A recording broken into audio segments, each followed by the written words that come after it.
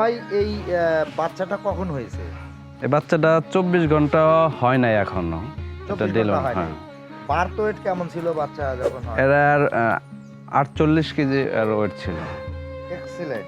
Friesian গরুর যে বৈশিষ্ট্য আমরা দেখতে পাচ্ছি, শেপ, সাইজ, কালার, এভরিথিং একেবারে পারফেক্ট একটা বাচ্চা হয়েছে। এবং আমরা যদি আরেকটু ক্লোজলি যদি দেখি, তাহলে এর মাথাটা আমার কাছে খুবই আকর্ষণীয় মনে হয়েছে, যে এক্সিলেন্ট। এর তারপরে মাজলগুলো, তারপরে চোখের এখানে যে কানগুলো। লোমগুলো এবং কানগুলো, এবং স্ট্রেট যে একটা মানে টেকনিক্যাল ভিউ থেকে আমরা যেটা দেখি, স্ট্রেট একদম পুরো এবং লেজটা অনেক খাটো। হ্যাঁ, লেজটা অনেক খাটো, রাইট।